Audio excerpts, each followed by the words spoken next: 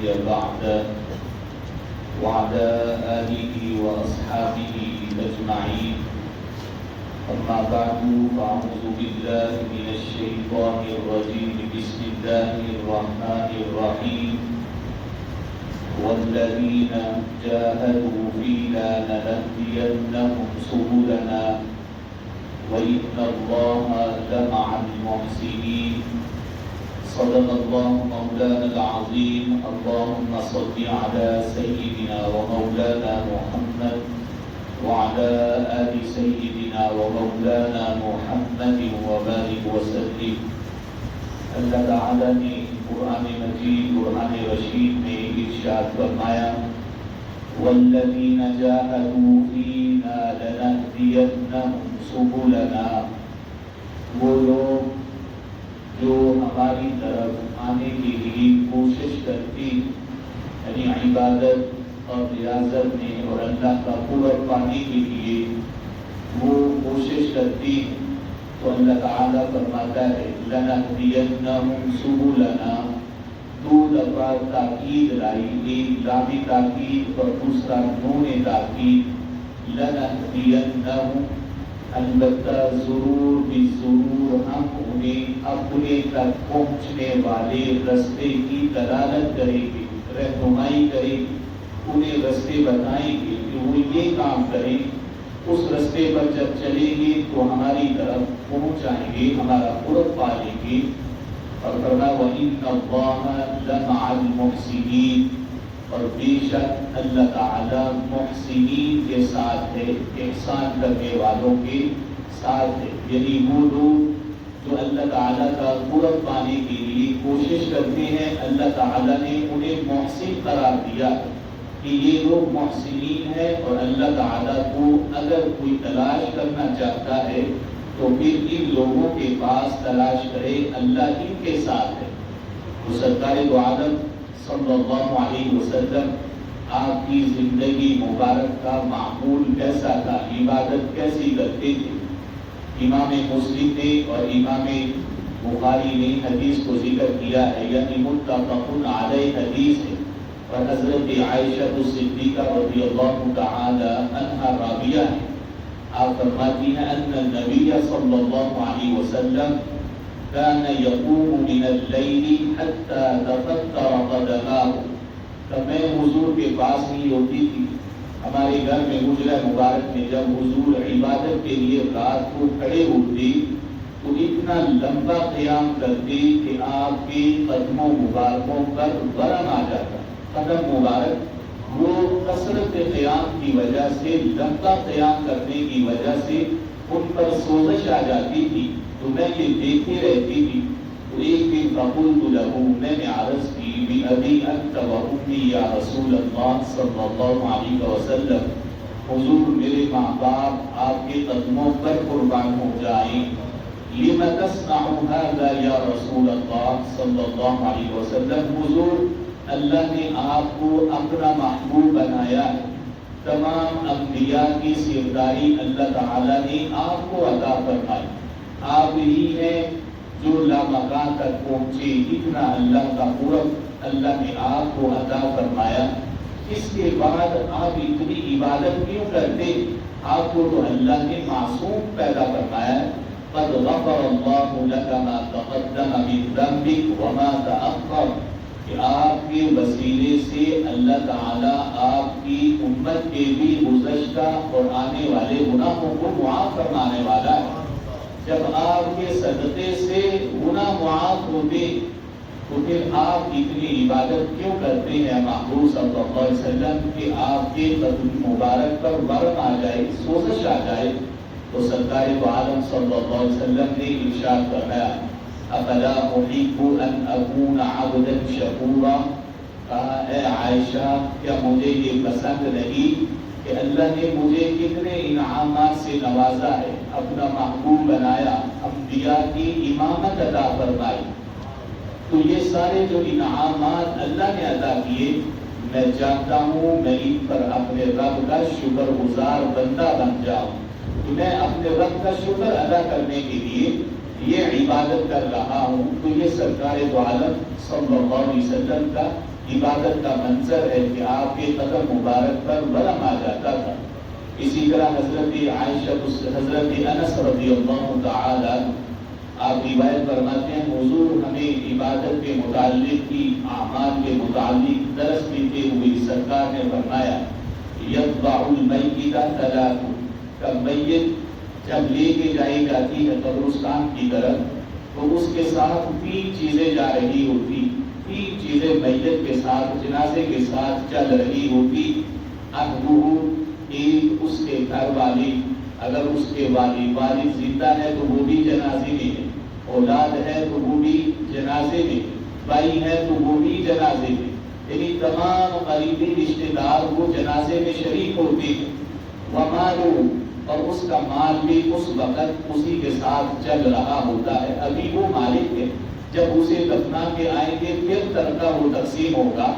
اور تیسرا فرمایا وعملہ، اور اس کا عمل اس کے ساتھ جا رہا ہوتا ہے۔ فرمایا یرجع اثنان، 2 ایسے کہ وہ اسے وہاں تنہائی میں چھوڑ کے واپس آ جاتے۔ ایک اس کا وہ بیٹا جس کے لیے اس نے نہ حلال دیکھا نہ حرام دیکھا، نہ سردی دیکھی نہ گرمی دیکھی، نہ دھوپ دیکھی نہ چھاؤں دیکھی، وہ محنت اور مزدوری کرتے ہوئے اس کے لیے حلال رزق کماتا رہا، اس کے لیے پسینہ بہاتا رہا، لیکن اب وہ بھی اسے قبر میں چھوڑ کے واپس آ رہا ہے، اور وہ مال جو اس نے کمایا ہے وہ بھی واپس آ گیا ہے۔ فرمایا یبقى واحد، ایک اس کے ساتھ قبر میں بھی رہتا ہے۔ 3 یہ تھے، 2 واپس آ گئے، ایک اس کے ساتھ وہیں پر موجود ہے۔ فرمایا یرجع اہلہ ومالہ، اس کے گھر والے اس کا مال دونوں واپس آ جاتے ہیں۔ وَيَبْقَى عَمَلُهُ، اور اس کا نیک عمل وہ وہیں قبر پر موجود رہتا ہے۔ اور ایک روایت میں سرکار نے فرمایا کہ جب حساب کتاب شروع ہوتا ہے بندے کا قبر میں، اس کے جو اچھے اعمال ہیں ایک خوبصورت شکل میں اس کے پاس موجود ہوتے، ایک نورانی شکل میں اللہ انہیں شکل عطا فرماتا ہے، تو وہ قبر میں بندے کے پاس موجود ہوتے۔ جب منکر نکیر آتے ہیں سوال و جواب کرنے کے لیے اور وہ اس سے پوچھتے ہیں من رب، تو یہ نورانی شکل کہتی ہے گھبرا نہیں، انہیں کہتے اللہ ربی، میرا رب اللہ ہے۔ تو وہ جواب دیتا ہے، پھر وہ پوچھتے ہیں ما دین ہوگا، تیرا دین کیا ہے؟ تو کہا یہی نورانی شکل جو وہاں پر موجود ہے وہ کہتی ہے کہ اب تو انہیں کہتے کہ دین الاسلام، میرا دین اسلام ہے۔ اب وہ اس وقت بھی انہیں جواب دیتا ہے میرا دین اسلام ہے۔ تب پھر وہ پوچھتے ہیں ما تقول فی حق ھذا الرجل، کہ وہاں پر حضور تشریف لاتے ہیں قبر میں اور فرشتے پوچھتے ہیں کہ بتا اس ذات پاک کے بارے میں دنیا میں رہ کر تو کیا کہتا ہے؟ تو کہا وہ نورانی شکل اسے کہتی ہے کہ ہوا رسول اللہ، کہ یہ تو اللہ کے رسول ہیں، ہمارے نبی علیہ السلام، ہم ان کے امتی ہیں۔ تو کہا پھر وہ جب منکر نکیر اسے کہتے ہیں نم کلومۃ العروس، کہتے ہیں سو جا تو کامیاب ہو گیا، اب قیامت والے دن تجھے اٹھایا جائے گا۔ تو جب وہ فرشتے چلے جاتے ہیں تو میت اسے پوچھتی تو بتا تو کون ہے؟ آج نہ میرا باپ میرے کام آیا، نہ میرا بھائی آیا، نہ میرا بیٹا کام آیا، سبھی چھوڑ کے مجھے واپس چلے گئے یہاں تنہائی میں، تو میرے پاس آئی ہے نورانی شکل، بتا تو کون ہے؟ تو سرکار دو عالم صلی اللہ علیہ وسلم نے فرمایا وہ شکل کہتی ہے، وہ نورانی صورت، وہ کہے گی میں تیرے اچھے اعمال ہوں جو تو دنیا میں کرتا رہا، کہ اللہ تعالیٰ نے آج مجھے یہ نورانی شکل عطا فرمائی اور میں تیرے پاس یہاں پر موجود ہوں۔ تو یہ سرکار دو عالم صلی اللہ علیہ وسلم کا فرمان ہے کہ اچھے اعمال یہ قبر میں بھی کام آتے ہیں اور حشر میں بھی اللہ تعالیٰ اپنے فضل سے ان کے صدقے میں بندے کو معاف فرمائے گا۔ حضرت ابو فراس رضی اللہ تعالی عنہ آپ فرماتے ہیں رسول اکرم صلی اللہ علیہ وسلم کے خادم ہیں اور اہل صوفہ میں سے ہیں جو حضور کے پاس قرآن مجید قرآن رشید کو حفظ کرتے تھے، ان میں سے جناب ابو فراس بھی ہے۔ آپ کہتے ہیں میں حضور کو تہجد کے وقت آپ کے پاس ہی رہتا اور میری کوشش ہوتی تھی جب حضور بیدار ہوں تو میں پانی لے کے آؤں تازہ اور حضور اس سے وضو کریں، تو میرے لیے معمول تھا۔ تو ایک دن حضور نے فرمایا سلنی، کہا مجھ سے مانگو اے ابو فراس، کیا مانگنا چاہتی ہو؟ تو وہ صحابہ کی ہماری طرح نہیں تھی، ہم ہوتے تو دنیا کی کوئی چیز مانگتے کہ حضور ہمیں یہ چاہیے، لیکن انہوں نے مانگا، انہوں نے کہا اسألک مرافقتک فی الجنہ، کہ حضور کچھ بھی نہیں چاہیے سوائے ایک چیز کے، مجھے جنت میں آپ کی صحبت چاہیے۔ میں چاہتا ہوں میں جنت میں بھی آپ کا خادم رہوں، جس طرح کی دنیا میں آپ کا خادم ہوں، میں آپ کی سنگت کو اختیار کرنا چاہتا ہوں۔ فرمایا اب غیر ذلک، حضور نے پوچھا اس کے علاوہ کوئی اور چیز، کوئی اور حاجت ہے؟ قال لا هو ذاک، کہا حضور اور کسی چیز کی تمنا نہیں، کہ اللہ نے ہمیں یہ مرتبہ دیا، ہم وہ خوش نصیب ہیں جنہیں اللہ نے آپ کی سنگت کے لیے دنیا میں پسند فرمایا، آپ کی صحابیت کے لیے۔ ہم یہ چاہتے ہیں قیامت والے دن بھی آپ کی ہی صحابیت ہو، اور محشر میں بھی، جنت میں بھی آپ کے ساتھ اکٹھے ہوں۔ تو سرکار دو عالم صلی اللہ علیہ وسلم نے فرمایا، انہوں نے نسخہ بیان فرما دیا اور عام ہے ہر شخص کے لیے، یعنی جو بھی حضور کی جنت میں سنگت چاہتا ہے تو اسے یہ عمل کرنا چاہیے۔ فرمایا فَأَعِنِّي عَلَى نَفْسِكَ بِكَثْرَةِ السُّجُودِ، کہ اگر جنت میں میری موافقت چاہیے تو پھر کثرت سے اللہ کی بارگاہ میں سجدے کرتے رہنا، یعنی اللہ کی نمازوں کو ادا کرتے رہنا۔ جو مصلین ہیں، نمازوں کو ادا کرنے والے ہیں، رسول اکرم صلی اللہ علیہ وسلم کی اللہ جنت میں انہیں سنگت عطا فرمائے گا۔ تو اللہ تعالیٰ نے قرآن مجید، قرآن رشید میں فرمایا والذین جاہدوا فینا لنہدینہم سبلنا، فرمایا جو ہمارے طرف آنے قرب پانے کے لیے کوشش کرتے ہیں تو ہم ان کے لیے اپنے رستوں کی رہنمائی کر دیتے ہیں۔